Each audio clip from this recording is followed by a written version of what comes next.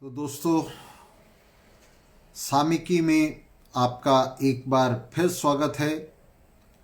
Workers socialist TV के लिए मैं आपके साथ हूं राजेश त्यागी।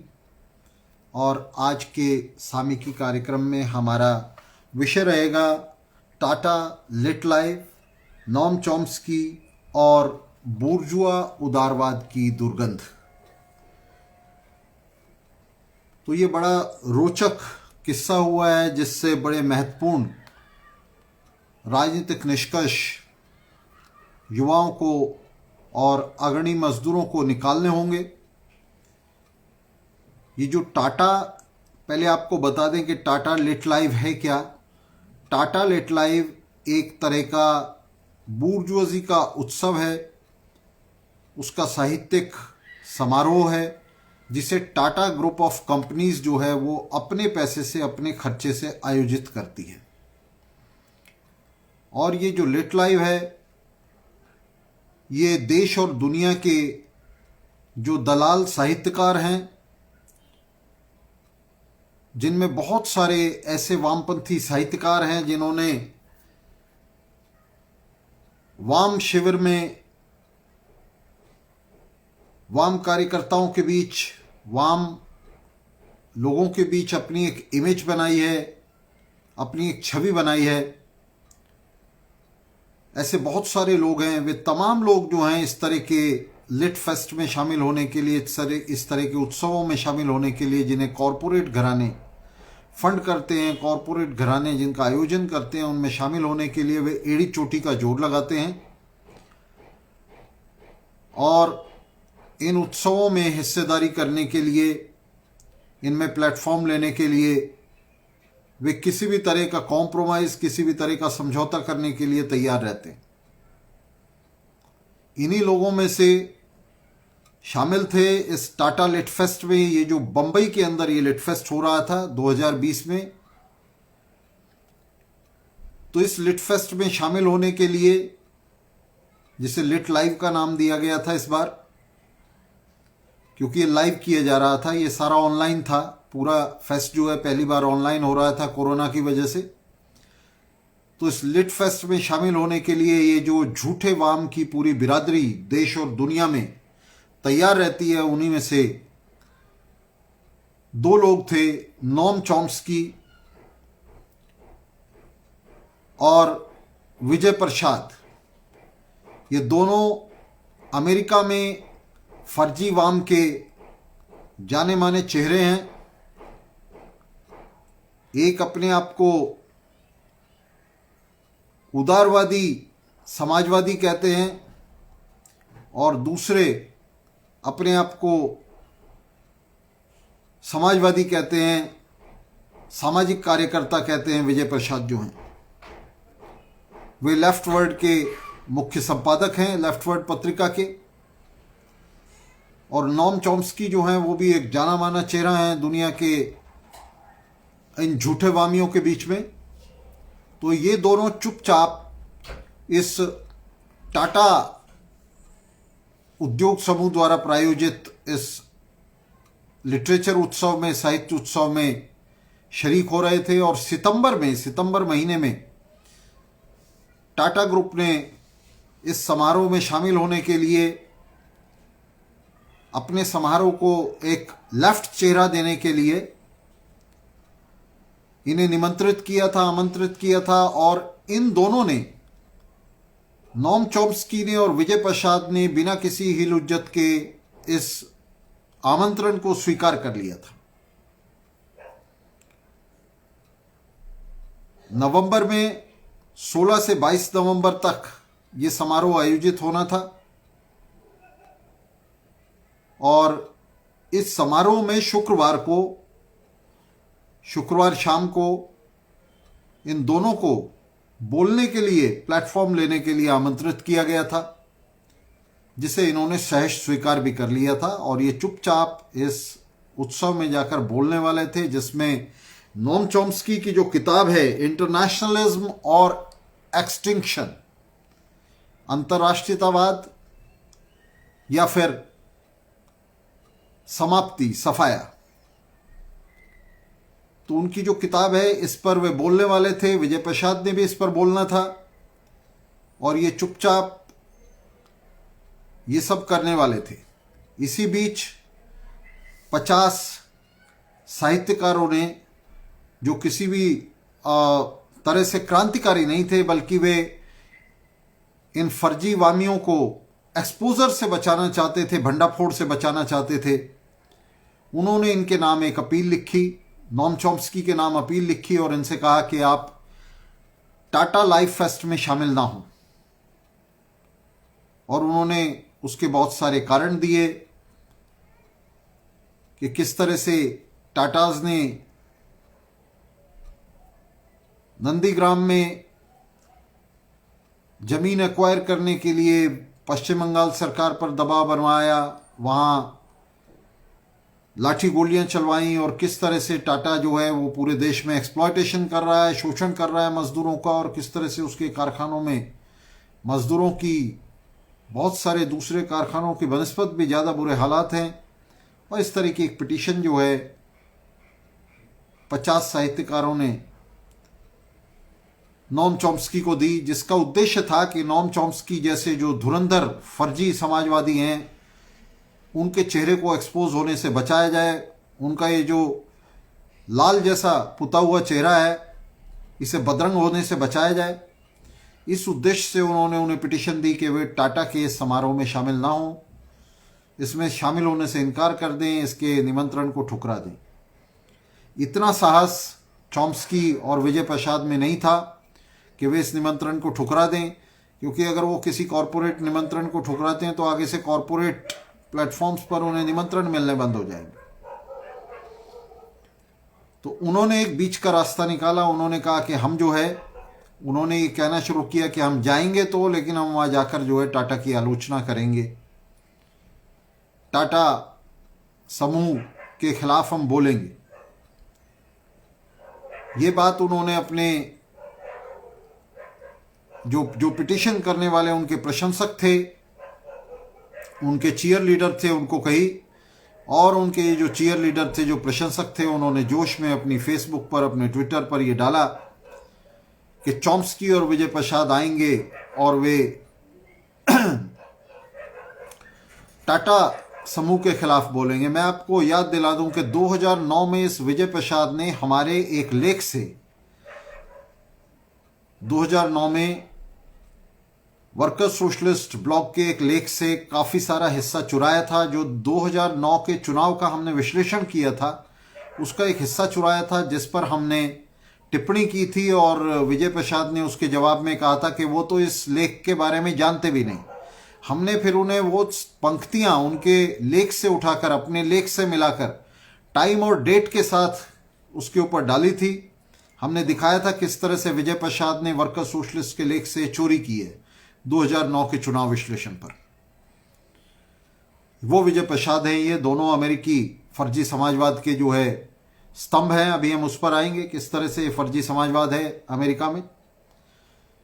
तो इन लोगों ने टाटा के इस लिट फेस्ट में, इस लिट लाइव में शामिल होने का जो लोभ था, उसका जो लालच था, उसका संवरण नहीं कर पाए, और इन्होंने रास्ता निकाला। इन्होंने कहा कि हम टाटा के खिलाफ बोलेंगे, और इनके जो प्रशंसक थे, जो उत्साही प्रशंसक थे, उन्होंने ये कहना शुरू किया कि भाई चॉम्स्की आएंगे तो बोलेंगे तो, लेकिन वे टाटा के खिलाफ बोलेंगे। लिट फेस्ट के जो आयोजक हैं, संयोजक हैं, उन्हें जैसे ही इस बात का पता चला कि इस तरह का कुछ होने वाला है, टाटा ग्रुप के खिलाफ बोले जाने की आशंका है, हालांकि उन्हें पता था कि ऐसा कुछ होने वाला नहीं है, लेकिन इस आशंका में भी कि उसके खिलाफ जो है कुछ बोला जाएगा, उसके जो आयोजक थे, मुख्य आयोजक थे अनिल धारकर, उन्होंने शुक्रवार सुबह इन्हें एक मैसेज दिया। नॉम चॉम्स्की को भी मैसेज दिया और विजय प्रसाद को भी मैसेज दिया, और उन्हें कहा कि आपका जो वक्तव्य है वो हमने कैंसिल कर दिया है। और जब अनिल धारकर से पूछा प्रेस ने कि आपने क्यों कैंसिल किया है। तो उन्होंने कहा कि अभी हालात ऐसे हैं जिन हालातों में हमने बहुत सारी स्वतंत्रता दी है, हम बहुत सारी बातों पर बात कर रहे हैं, यहाँ चर्चा करेंगे, हम भारत में डेमोक्रेसी के अवसान पर भी चर्चा करेंगे, लेकिन नोम चॉम्स्की और विजय प्रसाद जो हैं वो अपना एजेंडा लेकर यहाँ आना चाहते थे, टाटा के खिलाफ, एक कंपनी के खिलाफ बोलना चाहते थे। तो इसलिए उन्हें जो है इसके लिए परमिट नहीं किया जा सकता, इसके लिए अनुमति नहीं दी जा सकती, इसलिए उनका प्रोग्राम हम कैंसिल कर रहे हैं। यहाँ दो बातें बड़ी अहम हैं। एक तो मैंने आपको बताया किस तरह से नोम चॉम्स्की और विजय प्रसाद ने चुपचाप सितंबर महीने में इनका आमंत्रण निमंत्रण चुपचाप स्वीकार कर लिया था, और उस निमंत्रण को स्वीकार करते हुए वे इसमें शामिल होने वाले थे चुपचाप। जब 50 उनके प्रशंसकों ने ये सोचते हुए कि इनका पूरी तरह भंडाफोड़ हो जाएगा, वे एक्सपोज हो जाएंगे और हम भी एक्सपोज हो जाएंगे उसके साथ, तो उन्होंने इनको अपील की। उस अपील के जवाब में इन्होंने कहा कि हम टाटा की आलोचना करेंगे, और टाटा की आलोचना की बात आते ही जो टाटा लिटफेस्ट के आयोजक थे उन्होंने इनका बोलना, इनका जो भाषण था उसे कैंसिल कर दिया। पूछने पर उन्होंने बताया कि ये हमने इस कारण से कैंसिल किया है कि ये अपना एक लिमिटेड एजेंडा, एक संकीर्ण एजेंडा यहाँ लाना चाहते थे। इस पर बोलते हुए जब चॉम्स्की से इसके बारे में पूछा गया तो उन्होंने कहा कि हम जो है क्रांतिकारी ढंग से बोलना चाहते थे, हम टाटा की आलोचना करना चाहते थे, ये पूंजीवादी कॉरपोरेशन है, और ये तमाम बातें। उन्होंने टाटा ग्रुप की आलोचना करनी शुरू कर दी। तो अभी इसमें जो हम देखेंगे किस तरह से ये बिल्कुल झूठी बात थी कि ये वहां किसी तरह की पूंजीवाद की आलोचना करना चाहते थे। दरअसल अपनी किताब को शाया करने के लिए, उसे लॉन्च करने के लिए, उसे प्रसिद्धि दिलाने के लिए नोम चॉम्स्की इस लिटफेस्ट में शामिल हो रहे थे, चुपचाप शामिल हो रहे थे, मगर जब वे रंगे हाथ पकड़े गए तो उन्होंने बहाने बनाने शुरू किए। नोम चॉम्स्की का जो रोल है अमेरिकी राजनीति में वो बहुत ही स्पष्ट रहा है। विजय प्रसाद की भी हम बात करेंगे नोम चॉम्स्की के साथ, कि नोम चॉम्स्की का जो रोल है, विजय प्रसाद सेकेंड लाइन के जो है प्रतिनिधियों में आते हैं फर्जी समाजवाद के। उसके जो अग्रणी प्रतिनिधि हैं अमेरिका में, जिनमें नोम चॉम्स्की हैं, बर्नी सैंडर्स हैं और दूसरे तमाम दर्जनों लोग हैं, उनके बारे में सबसे पहले हम बात करेंगे। तो नोम चॉम्स्की के बारे में बता दें कि नोम चॉम्स्की हालांकि वाम का लाल मुखौटा लगाते हैं, और पीछे आपको याद होगा कि जो आयशा और भाकपा माले ने मिलकर जेएनयू में उनके लेक्चर करवाए थे, और इस तरह से दुनिया भर में जो फर्जी समाजवादी हैं वो उन्हें भाषण के प्लेटफॉर्म देते हैं। ये नोम चॉम्स्की, इनका रोल क्या है, इनकी विचारधारा क्या है? ये अपने आप को समाजवादी कहते हैं, ये अपने आप को उदारवादी समाजवादी, लिबर्टेरियन सोशलिस्ट कहते हैं।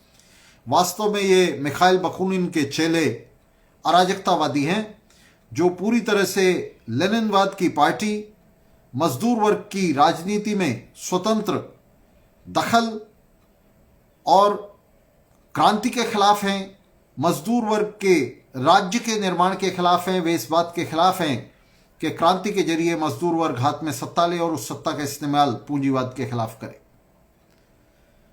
तो ये पूरी तरह से मिखाइल बखूनिन की जो राजनीति है, जो पूरी तरह से मार्क्सवाद के खिलाफ खड़ी हुई है, जिसने पहले इंटरनेशनल के अंदर कार्ल मार्क्स का कड़ा विरोध किया था। कार्ल मार्क्स के बड़े विरोधी में से था मिखाइल बखूनिन, जिसने कहा कि सर्वहारा का उद्देश्य और क्रांति का उद्देश्य किसी तरह के नए राज्य की स्थापना करना नहीं है, बल्कि हर तरह के राज्य को तुरंत मिटा देना है। और ये कहते हुए उसने राज्य की मशीनरी पर मजदूर वर्ग के आधिपत्य, उसकी तानाशाही बनाने के मार्क्स के प्रपोजिशन को, मार्क्स की प्रस्तावना का विरोध किया था।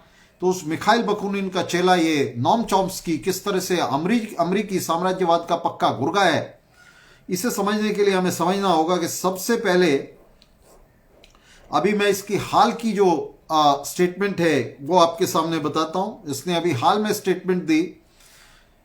सबसे पहले इसने लफाजी की, महीनों लफाजी की, जिसमें ये ट्रंप के खिलाफ लगातार बोलता रहा, साथ ही डेमोक्रेट्स के खिलाफ भी बोलता रहा, लेकिन चुनाव के बिल्कुल दहलीज पर बर्नी सैंडर्स के साथ मिलकर साम्राज्यवाद के इस पिट्ठू ने, नोम चॉम्स्की ने यह नारा देना शुरू किया कि लेसर इविल कौन सी है। जिस तरह का नारा आप देख रहे हैं हमारे यहां तमाम स्टालिनवादी पार्टियां देती हैं कि कांग्रेस जो है वो लेसर इविल है भाजपा की बनस्पत, भाजपा की अपेक्षा, तो उसी तरह का नारा ये अमेरिकी फर्जी समाजवादी भी देते रहे, लगातार देते रहे। तो इसने नारा देना शुरू किया, इसने कहा कि ट्रंप के मुकाबले में बिडेन जो है वो लेसर इविल है। आप जानते हैं कि बर्नी सैंडर्स ने भी यही बात कही, पीछे हटते हुए अपनी उम्मीदवारी से उसने जो बिडेन का समर्थन किया और यही बात कही कि जो बिडेन जो है, उसने कहा कि यह भी बदमाश है लेकिन ये ट्रंप से कम बदमाश है। यही बात जो है वहां नोम चॉम्स्की ने कहनी शुरू की, जो बिडेन जो है वो सांपनाथ है। तो क्या कहा, मैं आपको बयान बताता हूं चॉम्स्की का। चॉम्स्की ने कहा ट्रंप से छुटकारा पाओ और बिडेन पर दबाव बनाओ जैसे बर्नी सैंडर्स और उसके सहयोगी कर रहे हैं। यह बहुत ही कुटिल राजनीति है साथियों। ये एक ऐसी राजनीति है जिसमें हमेशा शासक वर्गों के एक शिविर को नागनाथ और एक को सांपनाथ कहा जा सकता है, और एक शिविर को नागनाथ कहते हुए, एक शिविर को नागनाथ के नाम पर टारगेट करते हुए, निशाना बनाते हुए हमेशा मेहनतकश जनता को, युवाओं को, छात्रों को, मजदूरों को नागनाथ के विरोध के बहाने, नागनाथ के अपोजिशन के बहाने सांपनाथ के पीछे बांधा जा सकता है। जिस तरह से पिछले 70 सालों से हमारे यहां स्टालिनवादी पार्टी है, जो झूठा लेफ्ट है, यह लगातार करता आ रहा है कि हर बार चुनाव से पहले ये शासक वर्ग की पार्टियों को दो शिविरों में बांट देता है। उन दो शिविरों में से ये एक को नागनाथ बताता है और दूसरे को सांपनाथ बताता है, और अपील करता है युवाओं से, मजदूरों से, मेहनतकशों से कि नागनाथ से लड़ने के लिए वे सांपनाथ की दुम पर बैठ जाएं। अभी आपने देखा बिहार के चुनाव में इन्होंने यही किया, अभी बंगाल के चुनाव में ये यही करने जा रहे हैं, असम के चुनाव में यही नीति है, वहां भी यही करने जा रहे हैं। और बंगाल में तो एक बड़ी मजेदार बात हो रही है कि सीपीआई सीपीएम एक तरफ और भाकपा माले एक तरफ आपस में लड़ रहे हैं कि कौन नागनाथ है और कौन सांपनाथ है।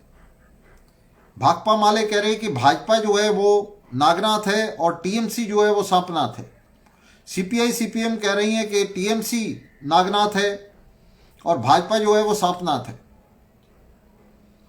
तो इसी तरह की राजनीति ये जो नोम चॉम्स्की है, ये इस राजनीति का स्तंभ है। 91 साल का नोम चॉम्स्की है, जिसने अपने जीवन के 9 दशक और कम से कम सक्रिय राजनीतिक जीवन के 7 दशक उसने देखे हैं। 3 पीढ़ियों को मूर्ख बनाया है, 3 पीढ़ियों को पूरी तरह से गुमराह किया नोम चॉम्स्की ने। विजय प्रसाद जैसे लोग नोम चॉम्स्की की लाइन को पकड़कर, नोम चॉम्स्की के पदचिन्हों पर चलते हुए धीरे धीरे वहां एक राजनीतिक कॉरपोरेट बनते जा रहा है। ये जो लेफ्टवर्ड है, जो प्रकाशन संस्थान है, पब्लिशिंग हाउस है अमेरिका के अंदर, ये state of the art publishing house वहां बना दिया है धीरे धीरे इन्होंने। नोम चॉम्स्की और विजय प्रसाद दोनों ही लफ्फाजी के लिए वाम का इस्तेमाल करते हैं, वाम शब्दावली का, वाम लफ्फाजी का इस्तेमाल करते हैं, रेडिकल लफ्फाजी का इस्तेमाल करते हैं, लेकिन उनके पीछे, उस लफ्फाजी के पीछे, इनकी जो साम्राज्यवाद के पीछे दुम हिलाने की, उसके पीछे पूंछ हिलाने की राजनीति है, वो छिपी हुई है, और ये लगातार उसका जो है अनुसरण करते हैं।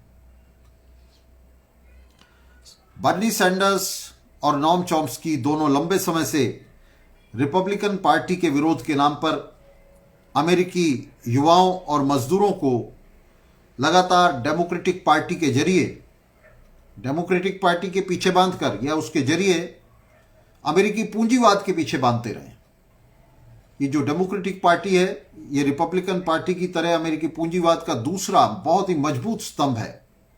दाईं तरफ रिपब्लिकन पार्टी और बाईं तरफ डेमोक्रेटिक पार्टी, ये दोनों पार्टियां मिलकर एक स्तंभ पर नहीं टिक सकता अमेरिकी पूंजीवाद। ये दोनों पार्टियां मिलकर अमेरिकी पूंजीवाद को स्थिरता देती हैं, उसे टिकाए रखती हैं।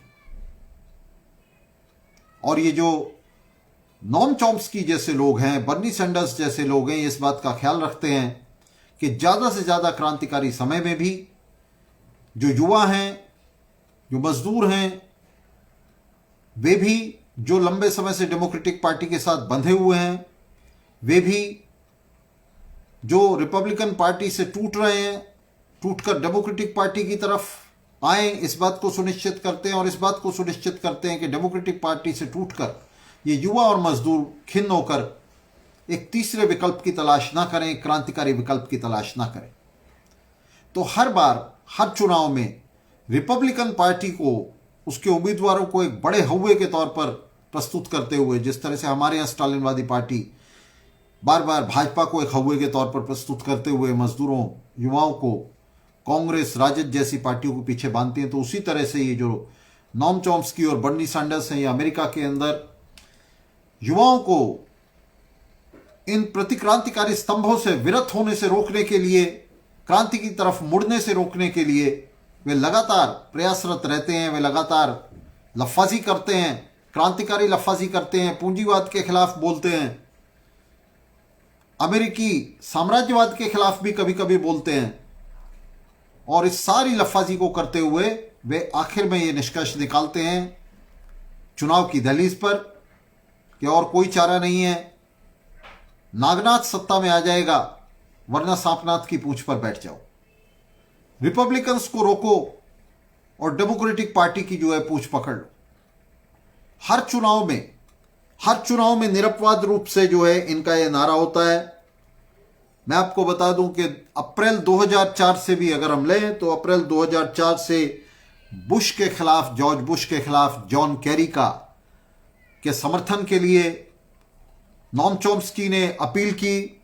उसके बाद 2008 में, 2008 से 2016 तक आप जानते हैं कि ओबामा की 2 टर्म रही, तो ओबामा के पक्ष में प्रचार किया नॉम चॉम्स्की ने कहा कि ओबामा को जिताओ। उसके बाद 2016 में हिलेरी क्लिंटन के पक्ष में नॉम चॉम्स्की खड़ा हुआ। ये नॉम चॉम्स्की एक तरफ तो अमेरिकी साम्राज्यवाद को गाली देता है और दूसरी तरफ अमेरिकी साम्राज्यवाद के दूसरे सबसे मजबूत स्तंभ डेमोक्रेटिक पार्टी का 2 कौड़ी का प्रचारक बनकर ये चुनाव के अंदर जो है युवाओं और मजदूरों को धोखा देता है, उनके साथ गद्दारी करता है, अपने साथ गद्दारी करता है। जो बातें इसने चुनाव से पहले कही होती हैं, चुनाव से पहले ये मानता है, ये कहता है कि अमेरिका में रिपब्लिकन पार्टी और डेमोक्रेटिक पार्टी ये दोनों साम्राज्यवाद के स्तंभ हैं। लेकिन चुनाव आते ही नॉम चॉम्स्की, बर्नी सैंडर्स और इस तरह के तमाम लोग, विजय प्रसाद जैसे लोग ये कहने लगते हैं कि भाई अगर ट्रंप को रोकना है तो जो बिडेन को सपोर्ट कर दो, हिलेरी क्लिंटन को सपोर्ट कर दो, जॉन कैरी को सपोर्ट कर दो, ओबामा को सपोर्ट कर दो। और इस तरह से करके ये लगातार अमेरिकी साम्राज्यवाद का जो हवाई जहाज है उसका संतुलन बनाए रखते हैं, उसे संतुलित किए रखते हैं। उसका जो वार्म विंग है उसकी मरम्मत करते रहते हैं और इस बात का पूरा ख्याल रखते हैं कि किसी भी तरह से जो युवा हैं, मजदूर हैं, अमेरिकी वर्किंग क्लास है, अमेरिकी मजदूर वर्ग है, वो किसी भी तरह से खिन्न होकर, किसी भी तरह से डिसइल्यूजन होकर, किसी भी तरह से जो है उसका जो मति भ्रम है वो खुल ना जाए और वो किसी भी तरह से क्रांति की तरफ, क्रांतिकारी विकल्प को तलाशने की तरफ, उसके लिए संघर्ष की तरफ ना चल पड़े। तो मजदूर वर्ग की स्वतंत्रता को धता बताने के लिए, स्वतंत्रता को लगातार डेमोक्रेटिक पार्टी और उसके उम्मीदवारों के मातहत करने के लिए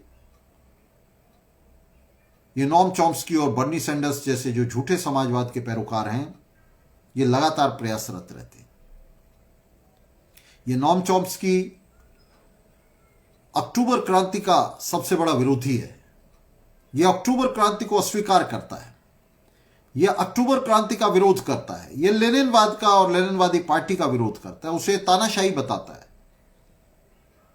और अमेरिकी साम्राज्यवाद जो खुल्लम खुल्ला अमेरिका के बड़े पूंजीपतियों की गली सड़ी घृणित तानाशाही है, उसे ये लगातार अपीलें करता रहता है, उसके लिए अपील लिखता रहता है, लगातार उसे पिटीशन करता रहता है, उससे अपील करता रहता है कि वो मानवाधिकारों की रक्षा कैसे करे पूरी दुनिया में। और मानवाधिकारों की रक्षा की इन अपीलों के पीछे वास्तविक जो सत्य छुपा होता है वो साम्राज्यवाद की जो घिनौनी कार्रवाइयां हैं, उसकी जो हमलावर कार्रवाइयां हैं, उसके जो युद्ध हैं पूरी मानवता के खिलाफ, उसका जो आतंकवाद है दुनिया के अंदर, असल में उसे नोम चॉम्स्की और बर्नी सैंडर्स जैसे लोग कवर दे रहे होते हैं। तो ये जो नागनाथ सांपनाथ की राजनीति है, इस राजनीति के ये दोनों कुटिल पैरोकार हैं और बूर्जुआ डेमोक्रेसी के सबसे बड़े चौकीदार हैं ये अमेरिका के अंदर। टाटा लिटफेस्ट में इनका भाषण कैंसिल करके भारत के बूर्जुआजी के इन बड़े प्रतिनिधियों ने, टाटा ग्रुप के जो सर्वे सर्वा हैं उनके इशारे पर इनका भाषण कैंसिल हुआ। उन्होंने दिखा दिया कि किस तरह वे पूंजीवाद विरोध का कोई भी रंग बर्दाश्त करने के लिए तैयार नहीं है, चाहे वो झूठा समाजवादी क्यों ना हो। हमसे ज्यादा अच्छी तरह टाटा ग्रुप के ये जो सिरमौर हैं ये जानते हैं कि ये जो लोग हैं, विजय प्रसाद या नोम चॉम्स्की जैसे लोग, ये फर्जी लोग हैं, ये झूठे समाजवादी हैं। लेकिन इन झूठे समाजवादियों को भी वो बर्दाश्त करने के लिए तैयार नहीं है। आज भारत में बूर्जुआजी की सत्ता और बूर्जुआजी का जो सारा शासन, प्रशासन और संगठन है, ये पूरी तरह से दक्षिण की तरफ झुक गया है। और इस कदर दक्षिण की तरफ झुक गया है कि ये समाजवाद की जो झूठी शेड्स हैं, उसकी जो फर्जी छाया है, उसे भी बर्दाश्त करने के लिए तैयार नहीं है। उससे भी इन्हें डर लगने लगा है, इतना कमजोर हो गया है भारत में बूर्जुआजी का यह शासन। बूर्जुआ जनवाद फांसीवाद के हौवे के सामने इतना कमजोर हो गया है कि ये झूठे समाजवाद की छाया को भी स्वीकार करने के लिए तैयार नहीं है। नोम चॉम्स्की और विजय प्रसाद जैसे जो गले सड़े प्रतीक हैं अमेरिका में फर्जी समाजवाद के, उन्हें भी बर्दाश्त करने के लिए तैयार नहीं है। इन झूठे प्रतीकों को भी ये नहीं झेल सकता। एक तरफ तो भारत में बूर्जुआ शासन की ये कमजोरी, भारत में बूर्जुआ शासन की ये पंगुता जो हमारे सामने आ रही है कि उसमें नोम चॉम्स्की और विजय प्रसाद जैसे लोगों से भी उन्हें डर लगने लगा है, जिन्हें खुद समाजवाद और क्रांति के नाम से डर लगता है,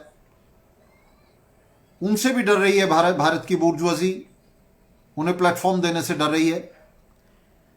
और दूसरी तरफ ये जो आयोजक हैं, दूसरी तरफ अपने इस लिटफेस्ट को वो एक वाम चेहरा भी देना चाहते हैं। नोम चॉम्स्की और विजय प्रसाद जैसे नकली समाजवादियों को बुलाकर वो अपने इस लिटफेस्ट को एक झूठा वाम चेहरा देना चाहते हैं। और इसका तीसरा पक्ष ये है कि जो नोम चॉम्स्की और विजय प्रसाद जैसे लोग हैं, वे खुशी खुशी सहर्ष इस कॉरपोरेट लिटफेस्ट को, टाटा के पैसों से आयोजित होने वाले इस समारोह को, वे अपना वाम चेहरा देने के लिए तैयार हैं, उसे वाम रंगत देने के लिए तैयार हैं, उस पर झूठा लाल रंग छिड़कने के लिए वो पूरी तरह से तैयार हैं, उसकी सेवा के लिए तैयार है।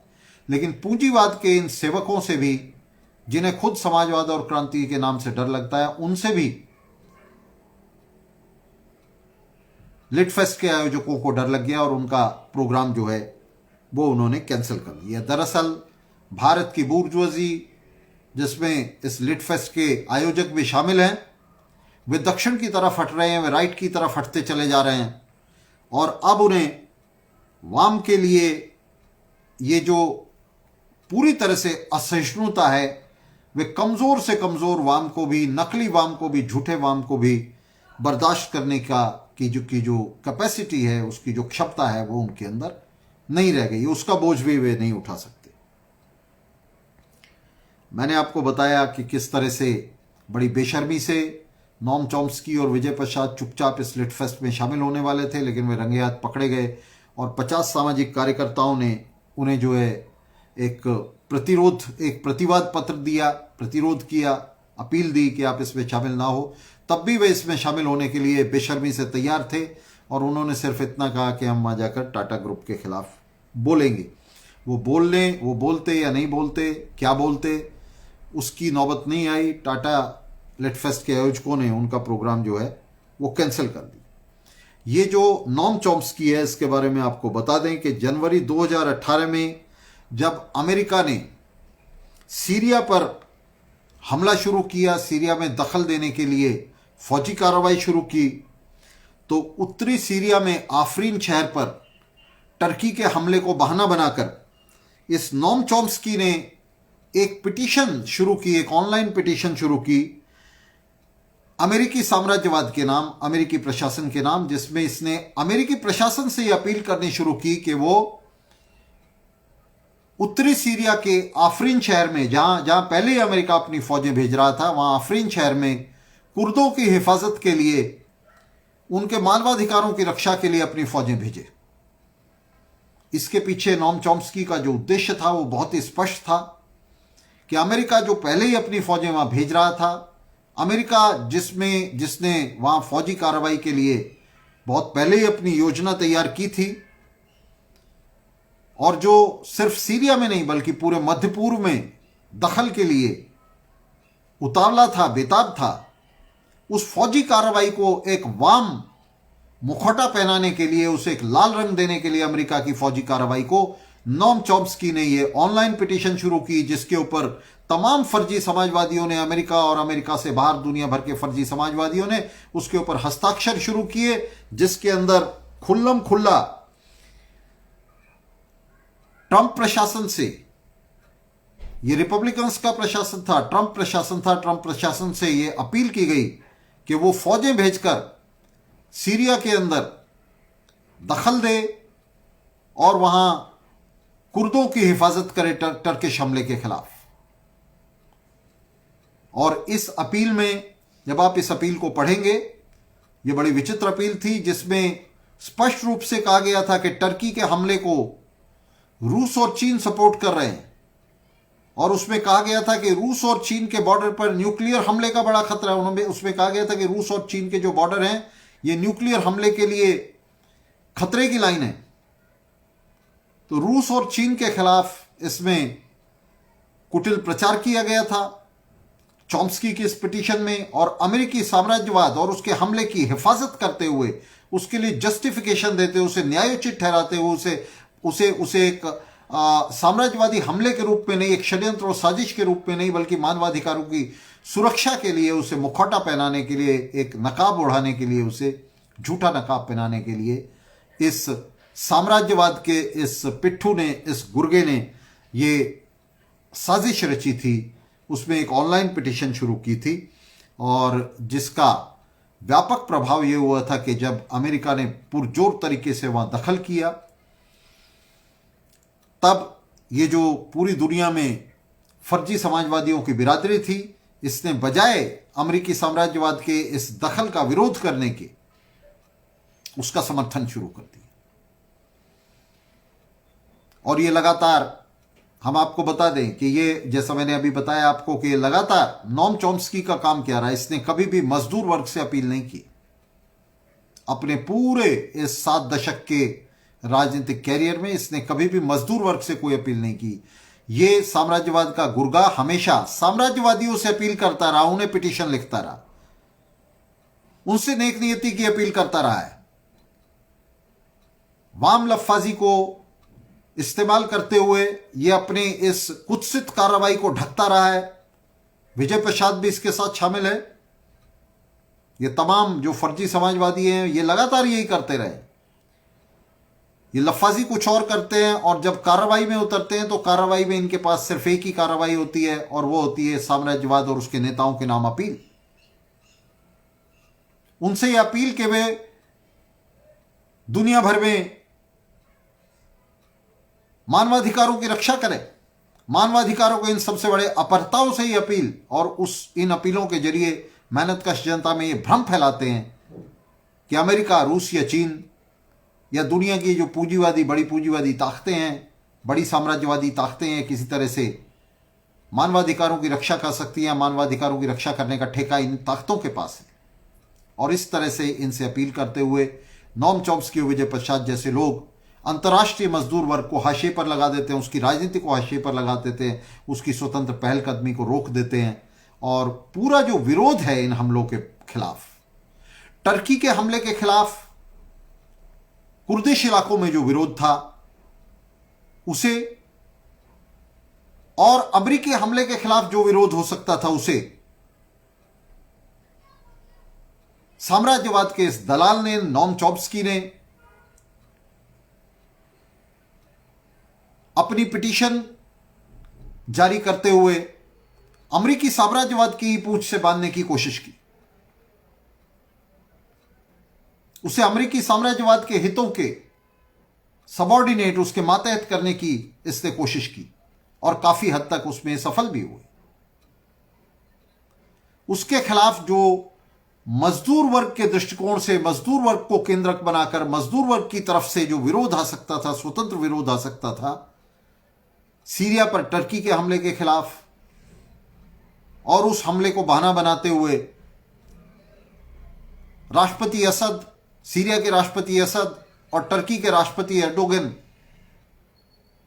दोनों को निशाना बनाते हुए, दोनों के अंदर अपनी उपस्थिति को बढ़ाते हुए अमेरिकी साम्राज्यवाद की जो दखल की कार्रवाई थी उसके समर्थन में नोम चॉम्स्की ने एक माहौल तैयार किया, एक इंटेलेक्चुअल माहौल तैयार किया, बुद्धिजीवियों के बीच में एक माहौल तैयार किया और अमेरिकी साम्राज्यवाद के इस हमले की बहुत बड़ी मदद की, जिसके लिए पूरी तरह से ये जो उद्देश्य था अमेरिकी साम्राज्यवाद का, वो असद के साथ साथ एर्डोगन को भी घेरना था, उनके ऊपर फौजी घेरत डालना था, टर्की और सीरिया दोनों के ऊपर, और ताकि समय आने पर उन दोनों के अंदर रिजीम चेंज किया जा सके, तख्ता पलट किया जा सके। मैंने आपको बताया कि बकुनिन के ये चेला और इसका चेला ये विजय प्रसाद दोनों ही अमेरिकी फर्जी समाजवादियों के बीच में महाधूर्त तत्वों में से एक हैं, जो पूरी तरह से क्रांति और समाजवाद के विरोधी हैं। लेनिन और अक्टूबर क्रांति को कोसते हैं, उसको पानी पी पी कर कोसते हैं और तमाम युवा मजदूरों को अमेरिकी साम्राज्यवाद के हितों के मातहत करते हैं, उनके पीछे बांधते हैं। और इस अपनी रेडिकल, इनकी जो कुल राजनीति है अगर उस पर नजर डालें तो इस तमाम रेडिकल लफ्फाजी के पीछे इनकी ये जो पूंछ हिलाने वाली राजनीति है साम्राज्यवाद के सामने, ये छुपी हुई है। और ये तमाम इनकी जो कार्रवाइयां हैं वो मामूली, बहुत ही मामूली और हास्यास्पद, बल्कि मैं कहूंगा लज्जास्पद, घृणास्पद सुधारों के अलावा, सुधारों की मांग के अलावा और कुछ नहीं है। नंगा रिफॉर्मिज्म है, नेकेड रिफॉर्मिज्म है, बूर्जुआ सुधारवाद है। और ये जो अराजकतावादी हैं, ये जो बकुनिन के चेले हैं, ये जो नोम चॉम्स्की जिनमें से एक हैं, इनका अपना इतिहास बहुत ही काला इतिहास रहा है, जो बहुत ही स्पष्ट रूप से स्पेनिश क्रांति में, स्पेन की क्रांति में सामने आया था, जिसमें ये अराजकतावादी पूरी तरह से सत्ता के साथ हो लिए थे क्रांति के खिलाफ, और इन्होंने क्रांति को कुचलने में अराजकतावादियों ने स्पेन के अंदर स्टालिनवादियों से मिलकर बड़ी भूमिका अदा की थी।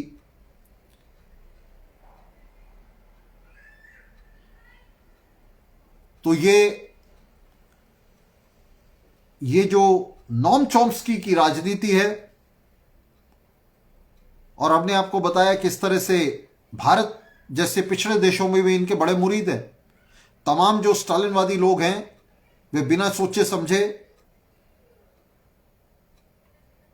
चॉम्स्की के भाषणों पर, चॉम्स्की के लेखों पर तालियां पीटते हैं।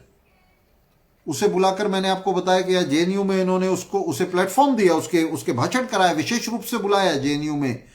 आइसा और दूसरे संगठनों ने मिलकर, एसएफआई, आइसा सभी शामिल थे उसमें।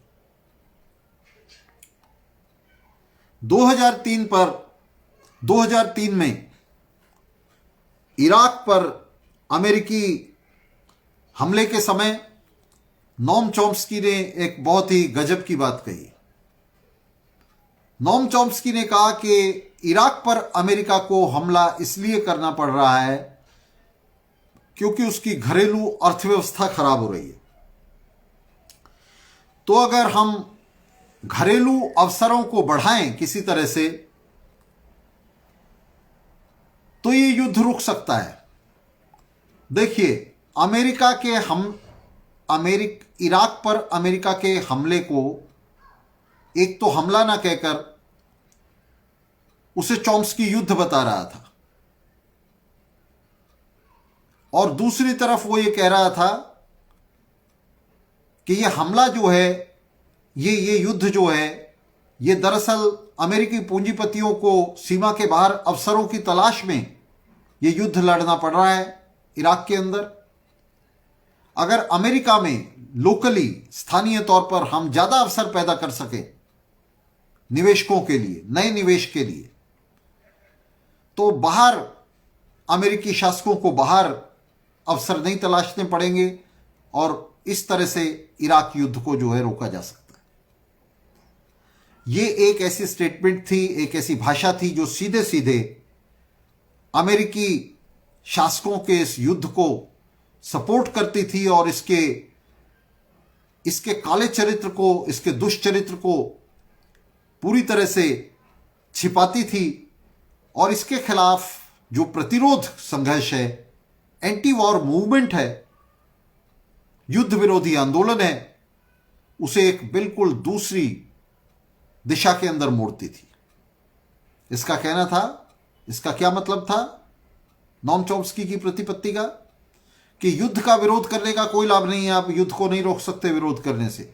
अमेरिका के अंदर निवेश के अवसर पैदा करो, इन्वेस्टर्स के लिए नई अपॉर्चुनिटीज पैदा करो, तब युद्ध रुकेगा।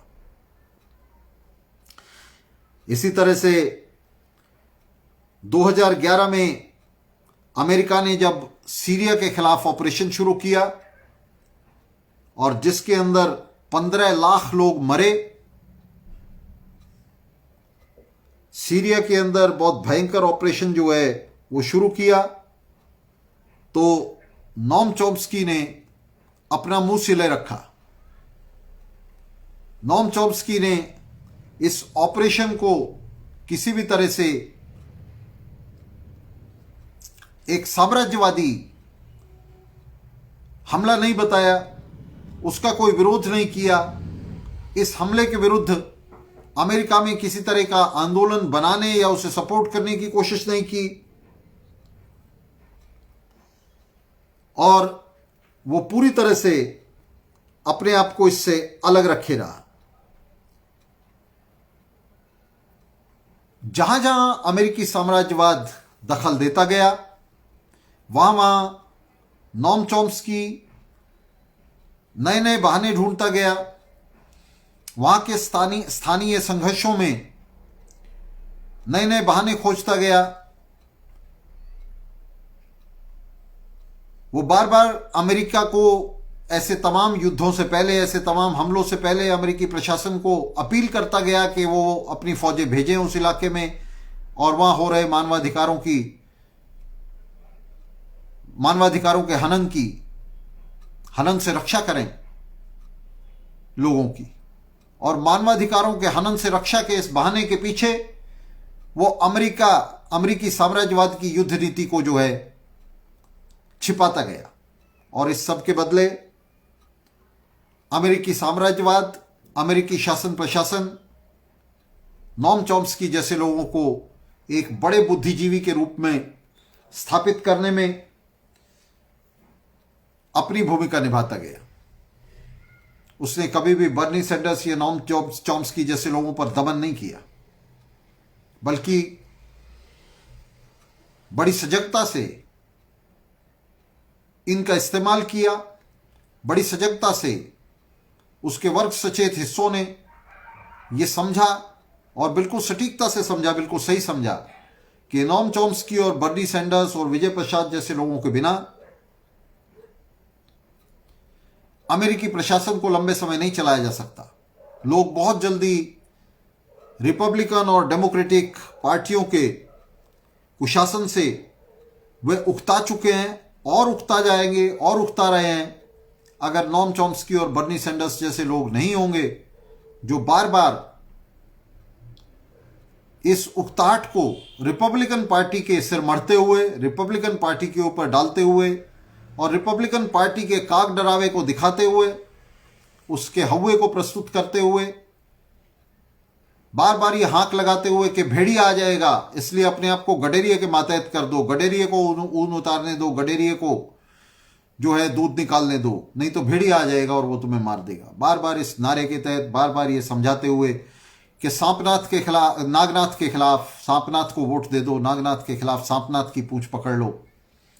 अमेरिका में पूंजीवादी शासन सत्ता को मजबूती से बनाए रखा है और उस शासन सत्ता के चलते रिपब्लिकन और डेमोक्रेट दोनों बारी बारी से राज करते रहे। डेमोक्रेटिक नेताओं ने John Kerry, Obama, Hillary Clinton और तमाम जो नेता हैं इनके, बिल क्लिंटन, इनके तमाम नेताओं के शासन में अमेरिकी साम्राज्यवाद के हमले कम नहीं हुए बल्कि और बढ़े हैं।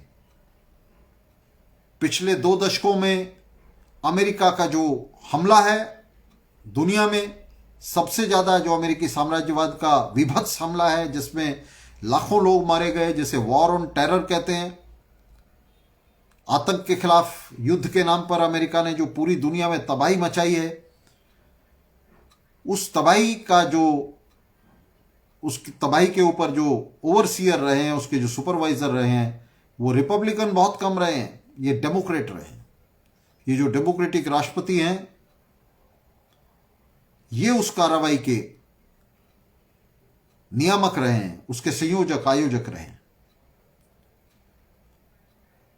तो अमेरिका में जिस तरह का हवा हम देख सकते हैं और हम लोग अपने यहां भी भारत में हम लोग देख रहे हैं, जिस तरह का हवा बनाकर रिपब्लिकन्स को ये नोम चॉम्स्की, बर्नी सैंडर्स और विजय प्रसाद जैसे जो रंगे सियार हैं, जो अंदर से पूरी तरह सफेद हैं, बदरंग हैं, पूंजीवाद के एजेंट हैं, ये रिपब्लिकन्स को हवा बनाकर डेमोक्रेट्स के पीछे मजदूरों, युवाओं को बांधते हैं। उसी तरह से हम देखते हैं भारत में भी ये जो नकली वाम की पार्टियां हैं, स्टालिनवादी पार्टियां हैं, ये किस तरह से भाजपा को हवा बनाकर, उसका खौफ दिखाकर, उसका डर दिखाकर, उसके खिलाफ लड़ने के लिए कभी नहीं ललकारते। ये युवाओं, मजदूरों को कभी नहीं ललकारते कि वे भाजपा के खिलाफ सड़क पर उतर आए। वे कभी नहीं ललकारते कि वे भाजपा के खिलाफ जो है मोर्चा खोलें, उसके खिलाफ एक बड़ा हमला खोलें सड़क पर, कभी उसके लिए नहीं ललकारते। इन्होंने ख्वाब में भी नहीं सोचा कि मजदूरों और युवाओं को सशस्त्र किया जाए, ना सैद्धांतिक रूप से, ना भौतिक रूप से, ना राजनीतिक रूप से। ये क्या करते हैं? ये बस उसे काग डरावे के तौर पर, उसे एक हव्वे के तौर पर, एक काली छाया के तौर पर उसे जो है प्रस्तुत करते हैं और उसका खौफ पैदा करते हुए, उसका डर पैदा करते हुए ये ब्लैकमेल करते हैं हमें, आपको, मजदूरों को, मेहनतकशों को, युवाओं को, छात्रों को। उन्हें ब्लैकमेल करते हैं कि वे नागनाथ के खिलाफ मजबूर होकर सांपनाथ की पूंछ पर बैठे। और जो भी इस घृणित राजनीति का विरोध करता है, नागनाथ सांपनाथ की राजनीति का विरोध करता है, उसे ये कहते हैं कि ये तो नागनाथ का एजेंट है। अगर आप सांपनाथ की पूंछ पर बैठने से इनकार करते हैं तो ये कहते हैं कि ये तो नागनाथ का एजेंट है। उसे कहते हैं कि इन्हें राजनीति की समझ नहीं है। प्रैक्टिकल राजनीति जो है, जो व्यवहारिक राजनीति है, वो यही है कि नागनाथ के खिलाफ सांपनाथ की पूंछ पर बैठ जाया जाए और नदी पार की जाए। इस तरह से ये हर चुनाव में नागनाथ से लड़ते हैं और सांपनाथ को जो है बादशाह बना देते हैं, और फिर सांपनाथ के कुराज से आरजाई जनता फिर से नागनाथ को जो है सत्ता में ले आती है। और इस तरह से नागनाथ और सांपनाथ दोनों मिलकर, दोनों चचेरे मौसेरे भाई मिलकर जो है लगातार राज किए जाते हैं। 70 साल से उनका राज जो है भारत पे चल रहा है, और इसी तरह से दशकों से अमेरिका में पूंजीपतियों का, बड़े पूंजीपतियों का राज कायम है। तो ये जो लेसर इविल की राजनीति है, ये जो सांपनाथ नागनाथ की राजनीति है, जिसे तमाम दुनिया में ये जो फर्जीवामी हैं, इन्होंने इसे एक स्थायी नारा बना दिया है। और ये नारा किसी भी तरह से मजदूर वर्ग के पक्ष में नहीं है, पूरी तरह से पूंजीवाद के पक्ष में है। जब तक ये नारा चलता रहेगा, जब तक ये लेसर इविल वाली बात चलती रहेगी, जब तक ये राजनीति चलती रहेगी, पूंजीपतियों को कुछ भी करने की जरूरत नहीं है। वे आराम से पीछे कमर लगाकर जो है इस सत्ता रथ की सवारी लेते रह सकते हैं।